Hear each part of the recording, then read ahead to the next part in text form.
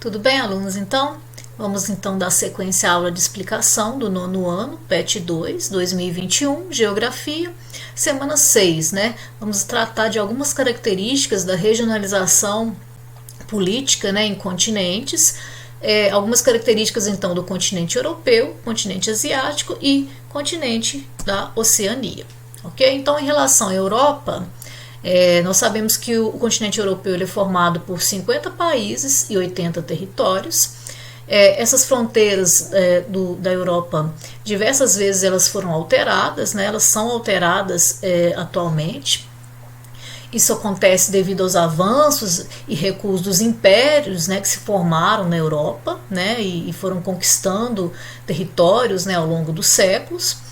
É um território bastante recortado, é um território pequeno, né, em comparação aos outros continentes, mas que apresenta algumas fronteiras naturais. Por exemplo, ao norte nós temos a fronteira do Mar Glacial Ártico, a noroeste nós temos o Mar da Noruega, a leste o Oceano Atlântico, ao sul o Mar Mediterrâneo, né, bastante utilizado durante séculos e séculos, né, durante a expansão comercial. A sudoeste nós temos o Mar Negro e a noroeste uma cadeia, né, de montanhas denominada Montes Urais, né, que vai separar justamente a Europa da Ásia. A população do continente europeu é estimada, né, em 743,1 milhões de habitantes, distribuídos em 10.180.000 km². E a localização geográfica da Europa permite que o continente tenha distintas variações climáticas, né? Então, desde um clima mais frio e severo ao norte, né, devido a proximidade, né, do Polo Norte, e áreas de clima mais ameno, né, clima mais temperado na parte mais ao sul, ok? O relevo do continente europeu ele é marcado por elevações de planaltos ao sul, como os Montes Pirineus e os Alpes a noroeste, com os montes escandinavos, e a nordeste os montes Urais. E o restante do território europeu é formado por planícies. O continente europeu ele possui os melhores indicadores socioeconômicos do planeta, né? Então é um continente bastante desenvolvido, onde a população goza, né, de uma elevada qualidade de vida. Então, a elevada arrecadação e concentração de renda faz com que os países da Europa tornem-se objeto de desejo de milhares de imigrantes. Então, a Europa recebe imigrantes de várias localidades, né, da América Latina, né, principalmente do norte da África, né, que é bem próximo, da Ásia. Então, muita gente quer ir para a Europa em busca, né, de melhorar as suas condições de vida. Então, atualmente, o continente tem vivenciado a migração de uma enorme população que foge das situações de risco, né?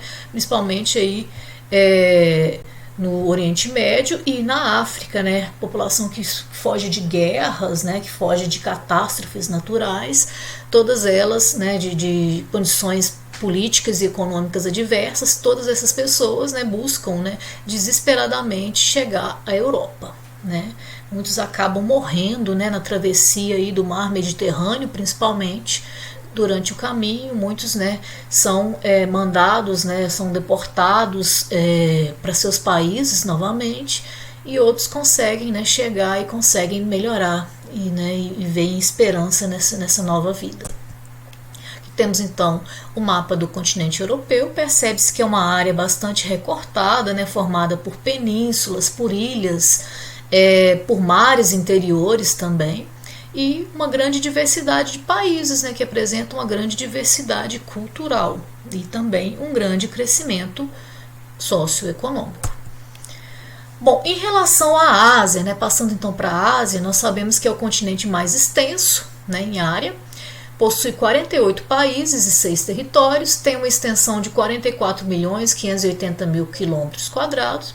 A população do continente é estimada em 4,436 bilhões de habitantes, né? É o continente mais populoso, onde tem os dois países mais populosos do mundo, né? Que é a China e a Índia, né? Além de outros aí como Paquistão e Bangladesh. O elevado número de habitantes do continente faz com que as desigualdades sociais sejam extremas, né? Então você observa países muito ricos, como Coreia do Sul e Japão, né? Principalmente Japão, e países muito pobres, né? Como Nepal, Bangladesh, né? além de outros países que são produtores de petróleo, mas que, né, como Irã, Arábia Saudita, mas que possuem muitas desigualdades sociais, né, porque a maior parte da riqueza está concentrada nas mãos das classes mais abastadas e das grandes empresas multinacionais. E tem aqueles países que vêm se destacando, né, em uma grande velocidade, como principalmente, né, a China, né, e também a Índia, mas de forma mais, né, que é uma potência em expansão, nós temos a China, né, que é a grande potência comercial e que em pouco tempo vai ultrapassar os Estados Unidos em termos, né, comerciais. Entre os aspectos físicos, né, do continente asiático, entre a natureza, né, características da natureza da Ásia, nós observamos em relação ao relevo. No sul nós observamos os planaltos, né, observa-se também esses planaltos na porção centro-oeste do continente. Ao norte e noroeste nós observamos planícies e temos também mares internos na Ásia, né, como o Mar Cáspio, o Mar Aral e o Mar Negro, né, sem saída, né, para o mar. A parte climática do continente também é bastante diversificada, porque a Ásia é o maior continente, né, então você vai observar uma grande variedade de climas, né, assim como uma grande variedade de paisagens, né, desertos, florestas, savanas, né, estepes, partes, né, diversificadas em função da sua extensão territorial. Aqui temos então o mapa da Ásia, né, a China, né, a Índia, a Rússia, que é o maior país do mundo, né, o Japão, que é um arquipélago formado por mais de 3.000 ilhas, né, os países do Oriente Médio, né, ricos em petróleo, o Sudeste Asiático, com países como Tailândia, Vietnã, Indonésia, Malásia, e os países, né, da antiga União Soviética, né, que hoje em dia são repúblicas, né, o Cazaquistão, o Uzbequistão, o Turcomenistão e outros, ok? Em relação ao continente da Oceania, né, a Oceania é o menor continente do planeta, né, a extensão territorial praticamente se confunde com o território da Austrália, né, porque só a Austrália tem 7.692.000 km², né, que representa mais de 90% do continente. Né, então, a Austrália seria um país continental. Né, o restante do território da Oceania é formado por 14 micropaíses, né, que são ilhas, geralmente são ilhas, né, e 11 territórios. A população é calculada em 21.292.893 habitantes e a Austrália corresponde por mais de 60% desse quantitativo, né? Além, né, de outros países como Papua Nova Guiné e a Nova Zelândia, que seriam os países mais populosos então da Oceania.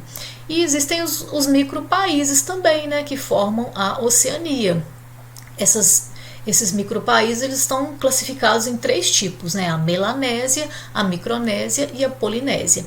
Melanésia é um conjunto de ilhas que estão mais próximos da Austrália, como por exemplo as ilhas Fiji, Nova Guiné e Lusíadas, né?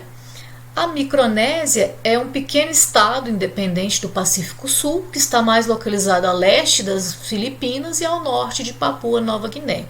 E a Polinésia é um conjunto de ilhas, né, que está mais distante da Austrália, né, mas que se destaca por ter 4 estados independentes, né, Kiribati, Samoa, Tonga e Tuvalu, ok? Então aqui nós temos então, dentre esses aí se destaca principalmente então a Austrália e Nova Zelândia, que seriam países ricos, desenvolvidos e que foram no passado colonizados pela Inglaterra, ok? Então a Austrália e as divisões aí da Oceania, né, a Melanésia, a Micronésia e a Polinésia, ok?